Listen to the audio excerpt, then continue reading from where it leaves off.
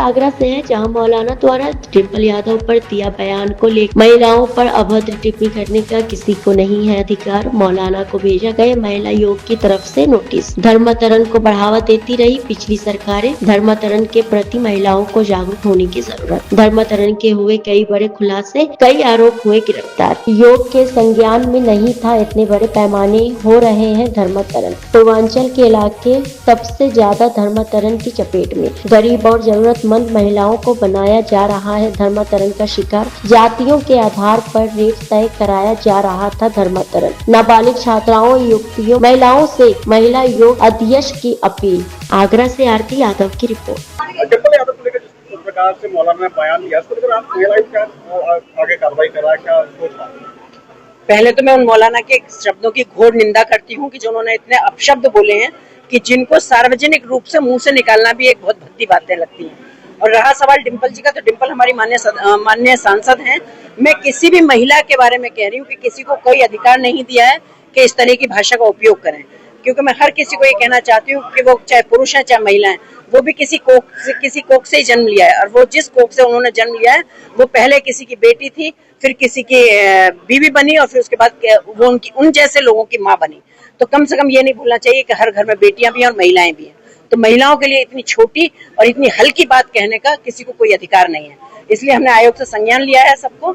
और मैं आपको बताना चाहूंगी, क्योंकि महिलाएं थोड़ा एक कहना चाहिए ना कि हमारी जो भारतीय महिला बड़ी धैर्यवान होती है और बड़ी एक इमोशनल होती है अंदर से, और उसको कोई भी माइक लेता है और कोई भी कुछ भी कह के चला जाता है तो उनको बहुत सॉफ्ट टारगेट समझा जाता है।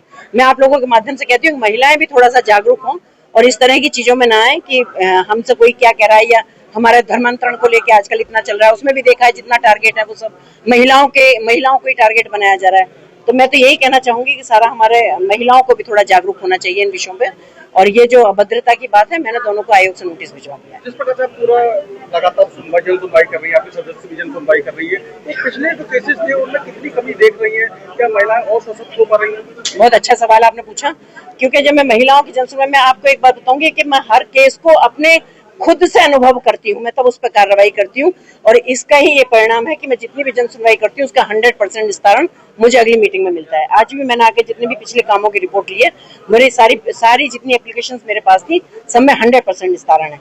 तो मैं इस बात से बहुत खुश हूँ कि मैं जो काम देती हूँ वो प्रशासनिक तौर पे मेरे सारे कामों में सब कार्रवाई होती है और सबको न्याय मिलता है। धर्मांतरण पर जिस तरीके से ऑपरेशन अस्मिता के तहत तमाम खुलासे हुए हैं, क्या आयोग की तरफ से भी कोई संज्ञान लेते हुए विशेष अभियान चलेगा?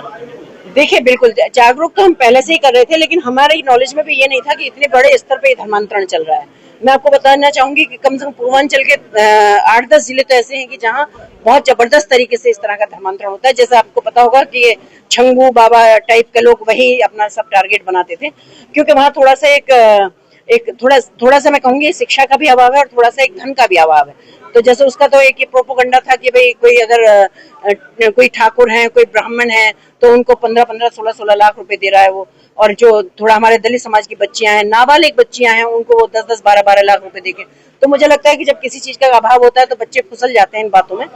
तो इस चक्कर के में वो कामयाब थे, लेकिन हम ये सोचते थे कि लड़कियां हमारी जा कहाँ रही है रोज। तो कुछ पता चलता भी था, लेकिन जब बाद में सारी चीजें खुली तो हमें भी वहां पहले पता चलता था कि जैसे लड़कियों के स्कूल्स हैं, उनके पास खड़े हो गए, लड़कों के नाम रख लिए, कलावे हाथ में बांध लिए, और उनको वो ये नहीं बताते थे कि ये हम दूसरे धर्म के लोग हैं और हम आपको लेके जा रहे हैं। वो उनको अपना फंसाया और वो लेके चले गए, फिर वहां जाके उनको फोर्स किया जाता था। ऐसा ही एक मामला मैंने आगरा में मैंने उसका संज्ञान लिया था, जिसमें उसका भी नाम जमालुद्दीन था। और उसके लिए भी जो एक ब्राह्मण परिवार की मेरे पास एक महिला आई थी, जो कि बहुत ही त्रस्त थी और अच्छे परिवार की महिला थी, तो वो शर्म की वजह से किसी को कुछ कह नहीं पा रही थी और बहुत दिन से उसका वो शोषण कर रहे थे।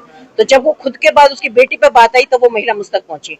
फिर उसके बाद उसी से संबंधित मेरे पास बहुत सारे केस आए, जिसमें मैं आपकी जानकारी के लिए बताऊंगी कि कम से कम 55-60 केस उस व्यक्ति के पास निकले हैं, ऊपर निकले हैं। तो उसको भी मैं उसके लिए भी प्रशासन के लोगों को, सब पुलिस डिपार्टमेंट को मैं धन्यवाद देना चाहूंगी कि उसको भी मैंने कहा था 24 घंटे में उसकी गिरफ्तारी मुझे चाहिए, क्योंकि मैंने उसको देखा, क्योंकि उसके वीडियो ऑडियो सब मेरे पास, इवन उसकी लड़की का भी मेरे पास वीडियो है।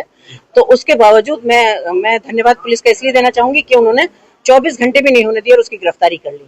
तो अब क्योंकि हमें भी सोर्सेज ये पता चल गए कि इस तरह की भी ये चीजें हैं, तो निश्चित रूप से कि महिला आयोग को भी कार्रवाई करने में भी और महिला आयोग को इसको रोकने में जो हम लगातार प्रयत्न कर रहे थे, लेकिन समझ में नहीं आ रहा था कि ये क्यों नहीं रुक पा रहा है इतना।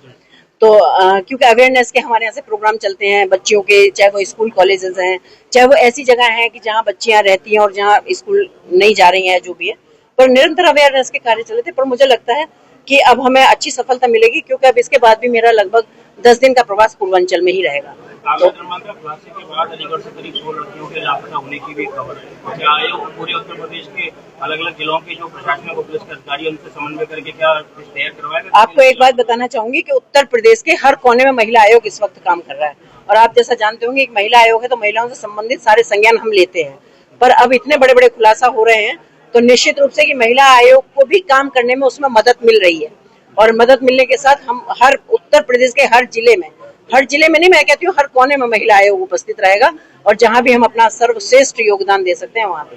जिस तरीके से इस्लामिक 2 बड़े गैंग सामने आए हैं धर्मांतरण के, इसी तरह क्रिश्चियन गैंग भी काम करते हैं जो धर्मांतरण का बड़े पैमाने पर लोगों को तोड़ते हैं। देखिए दोनों, मैं इसमें क्या कहना चाहूंगी, क्योंकि पिछली सरकारें कुछ ऐसी रही कि जिनमें इनको इतना बढ़ावा दिया गया। अब आपको ये सोचिए कि जब इतनी खाइयां हैं तो उनके भरने में थोड़ा टाइम लगेगा। अब धीरे धीरे सब शुरू हुए। अभी देखा कि आपने कितने बड़े लेवल पे कभी कल्पना की थी, कितने बड़े लेवल पे कभी खुलेगा, पर अब खुल के आया, तो निश्चित रूप से टाइम लगेगा, लेकिन सब चीज खत्म होगी।